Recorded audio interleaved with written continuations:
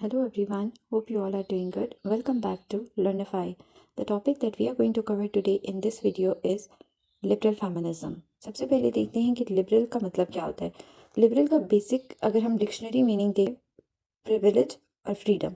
जितने भी liberal feminist थे, दे क्लेम दैट ये जो जेंडर डिफरेंसेस हैं, they are not biological, they are not based on biology.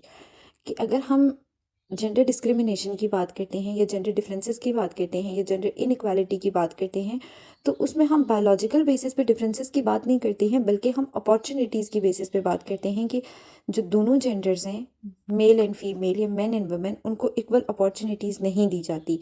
And that men and women are not that much different. Men are not from Mars, women are not from Venus. We all belong to this very planet Earth. So women को भी वही rights, वही freedom दी जानी चाहिए जो कि एक mail enjoy करता है हमारी सोसाइटी में। टाइम पीरियड की बात करें कि लिबरल फेमिनिज्म स्टार्ट कब हुई थी, तो according to Rose Marie Tong, liberal feminism began in 18th and 19th century and has continued through to the present day. Throughout this history इसका एक ही फोकस रहा है कि जो फीमेल सबऑर्डिनेशन है उसको किसी तरीके से एलिमिनेट किया जाए। They believe that women should be given the same opportunities हर एक डोमेन में, चाहे वो पॉलिटिकल है, इकोनॉमिक है, सोशल है, लीगल है, एजुकेशनल है या पर्सनल है, and that they have the same mental capacity as man. अगर फीमेल की सेम मेंटल कैपेसिटी है जितनी मैन की है, तो उनको भी वही राइट्स दिए जाने चाहिए जो कि एक मेल को दिए जाती हैं। बेसिक एजेंडा ही लिबरल फेमिनिस्ट का यही था। अब बात करते हैं सेंट्रल थीम की कि लिबरल फेमिनिज्म का सेंट्रल थीम क्या था। तो viewing the women from the lens of gender equality, ये चेंजिंग लाना चाहते थे, लेकिन चेंजिंग किस तरीके से लाना चाहते थे? कि लॉज के थ्रू लाना चाहते थे, लेजिस्लेशन के थ्रू लाना चाहते थे। जो मेन ऑब्जेक्टिव्स थे वो यही थे कि rights must be establish through law, कि जैसे वुमेन प्रोटेक्शन लॉज हैं उनको मॉडिफाई करना। इक्वल पे एक्ट इसी लिबरल फेमिनिज्म की वजह से ही पास हुआ था। वो वुमेन एम्पावरमेंट को इंश्योर करवाना चाहते थे। वो प्रमोट करते थे हेट्रोसेक्सुअलिटी को। वो चाहते थे कि राइट्स दें आप, but on the basis of law, legal rights होने चाहिए। They were against the gender discriminated jobs, क्योंकि उस वक्त बहुत सारी जॉब्स ऐसी थी जहाँ पे सिर्फ और सिर्फ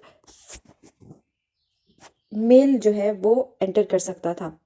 फीमेल का उन जॉब्स में एंटर होना बहुत ज़्यादा मुश्किल था।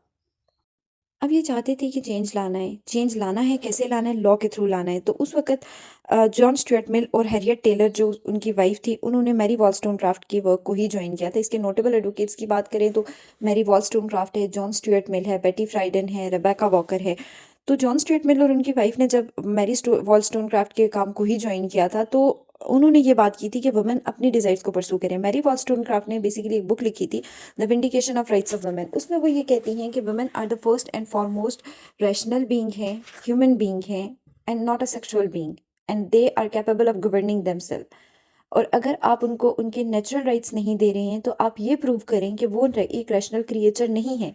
तो बाद में जब जॉन स्टुअर्ट मिल ने इनको ज्वाइन किया था, तो जॉन स्टुअर्ट मिल ने यही कहा था कि अगर आप सेक्सुअल इक्वालिटी की बात करते हैं या जेंडर जस्टिस की बात करते हैं, तो उसी सोसाइटी में फिर आप वुमेन को भी सेम पॉलिटिकल राइट्स दें, सेम इकोनॉमिक अपॉर्चुनिटीज़ दें, सेम एजुकेशन दें, जैसे कि मेल इंजॉय कर रहा है, जैसे कि एक मैन इंजॉय करता है। जॉन स्टुअर्ट मिल तो ये कहते हैं कि ये जो सोसाइटी के एथिकल डबल स्टैंडर्ड हैं, ये हर्ट करते हैं वुमेन को।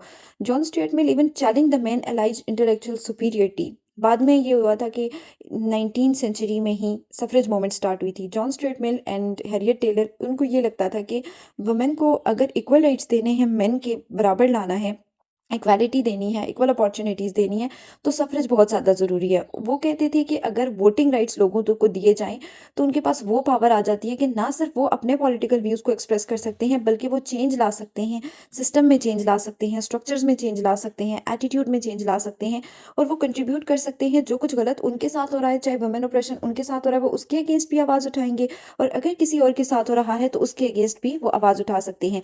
बाद में 20th सेंचुरी में, बाय द मिड 1960s, बहुत सारे लिबरल फेमिनिस्ट थे, उन्होंने नाउ को ज्वाइन किया। व्हाट वाज नाउ? National organisation of women. इसको ज्वाइन करने का मकसद यही था कि वुमेन कॉन्शियसनेस को इंक्रीज करना अबाउट द वुमेन ऑपरेशन। बाद में जॉन एफ कैनेडी ने एक कमीशन बनाया था on the status of women, जिसकी वजह से इक्वल पे एक्ट पास हुआ। हमने पहले बात की है कि लिबरल फेमिनिस्ट चेंज लाना चाहते थे, वो इक्वालिटी देना चाहते थे, बट लॉज के थ्रू। तो यहाँ पे लिबरल फेमिनिस्ट की ही स्ट्रगल की वजह से इक्वल पे एक्ट पास हुआ था। एम ही यही था नाउ का, नेशनल ऑर्गेनाइजेशन ऑफ वुमेन का, कि वुमेन को सेम राइट्स दिए जाएं जैसे कि मेल के पास हैं।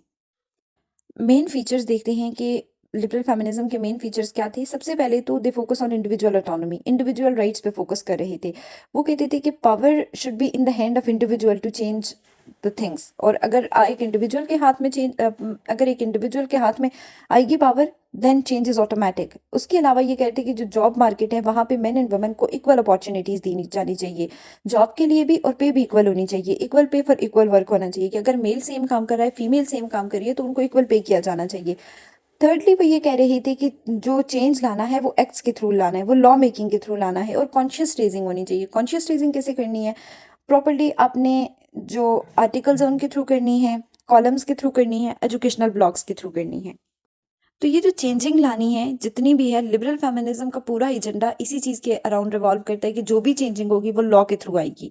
कि अगर लॉज या लेजिस्लेचर पास होता है तो वो जो बैरियर्स है वुमेन के लिए उनको ख़त्म कर देगा, और अगर बैरियर ख़त्म होंगे तो जो वुमेन है वो डिमांड कर सकती हैं इक्वल अपॉर्चुनिटीज़ और राइट्स, लाइक जैसे इक्वल पे हो गया, equal access to the job हो गया। लिबरल फेमिनिस्ट ये कहते थे कि अगर आप इन बैरियर्स को रिमूव करते हैं तो आप डायरेक्टली चैलेंज कर रहे होते हैं पेट्रियार्की को, और अगर आपकी सोसाइटी से पेट्रियार्की खत्म हो जाती है तो ऑटोमेटिकली वुमेन लिबरेट होंगी। इसको अचीव करने के लिए उन्होंने कुछ टूल्स एंड मेथड्स यूज किए थे। Liberal feminist employed advocacy and civil right movements as their main weapon for advancing their agendas. उन्होंने एकेडेमिया से हेल्प ली थी और जितने दूसरे सेक्शन से थे सोसाइटी के वहां से हेल्प ली थी, ताकि ये जो जेंडर इनइक्वालिटी का इशू है इसको ख़त्म किया जा सके। इसी के रिजल्ट में ये हुआ था कि इनकी सक्सेसेस में ही ये आता है कि उन्होंने ये चीज़ ओपनली प्रेजेंट की थी कि जो हमारी मॉडर्न सोसाइटी है वो किस तरह से डिस्क्रिमिनेटेड है अगेंस्ट वुमेन। उसके अलावा they were successful in eliminating several barriers to women entry in previously male dominated jobs. पहले कुछ ऐसी जॉब्स थी जहाँ पे सिर्फ मेल एंटर हो सकता था और ये बिलीव किया जाता था कि ये सिर्फ मेल डोमेन के लिए है, फीमेल ये जॉब्स नहीं कर सकती। बाद में उन प्रोफेशंस में फीमेल ने भी एंटर होना शुरू कर दिया था। उसके अलावा they reduced the wage differentials, equal pay act आया था, अबॉर्शन राइट्स मिले थे, रिप्रोडक्टिव राइट्स लीगलाइज हो गए थे। तो ये जितने भी राइट्स मिले थे, जितने भी वुमेन की इक्वालिटी की तरफ आगे जा रहे थे, स्टेप्स लिए जा रहे थे, ये लिबरल फेमिनिस्ट जो थे इनकी ही स्ट्रगल का नतीजा था। एक तरफ तो लिबरल फेमिनिस्ट की सक्सेसेस भी हैं, लेकिन दूसरी तरफ इन पे काफ़ी क्रिटिसिज्म भी है, क्योंकि इन्होंने पेट्रियार्की के बारे में बात नहीं की। हालांकि पेट्रियार्की एक मेन रीज़न है वुमेन ऑपरेशन की। उसके अलावा इन्होंने ट्रेडिशनल जो वुमेन रोल थे उनको भी हाईलाइट नहीं किया। इन्होंने डेवलपिंग कंट्रीज़ को भी एड्रेस नहीं किया। उसके अलावा इनका इनका जो बेसिक फोकस था वो वाइट वुमेन पे था। इन्होंने ब्लैक वुमेन के इश्यूज़ को भी हाईलाइट उस तरह से नहीं किया। ये जो कंटेम्प्रेरी लिबरल फेमिनिज्म है, तो इसमें जितने भी लिबरल फेमिनिस्ट है, they wish to free the women from oppressive gender roles. जितने भी लिबरल फेमिनिस्ट है, चाहे वो क्लासिकल लिबरल फेमिनिस्ट हो जाए या फिर वेलफेयर लिबरल फेमिनिस्ट हैं, वो यही चीज़ हाईलाइट करते हैं कि जो एक बंदा है उसकी जितने भी राइट्स हैं वो बायोलॉजी की बेसिस पे ना डिटरमाइन किए जाएं। इन शॉर्ट हम ये कह सकते हैं कि जो लिबरल फेमिनिज्म थी, ये जितने लिबरल फेमिनिस्ट की स्ट्रगल थी, उन्होंने चेंजेस लाई थे, लेकिन लॉ के थ्रू चेंज लेके आए थे। उनकी वजह से ही काफ़ी राइट्स मिले थे वुमेन को, इक्वल पे एक्ट मिला था, और हाईलाइट किया था कि किस तरह से मॉडर्न सोसाइटी में वुमेन को वो राइट्स नहीं दिए जा रहे हैं वो जो कि मेल को दिए जा रहे हैं। उसके अलावा ये चीज़ें भी हाईलाइट हुई थी कि फीमेल किसी भी प्रोफेशन में जा सकती, जॉब कर सकती हैं। तो ये लिबरल फेमिनिस्ट की ही स्ट्रगल की वजह से आज फीमेल इतने राइट्स एंजॉय कर रही हैं। अगर उनकी स्ट्रगल ना होती तो आज भी फीमेल शायद उतनी ही बैकवर्ड होती जितना कि 18th या 19th सेंचुरी में थी। That's all for today's topic. If you have any question then write me in the comment box, और या फिर आप मुझे मैसेज भी कर सकते हैं इंस्टाग्राम पे। Thank you so much.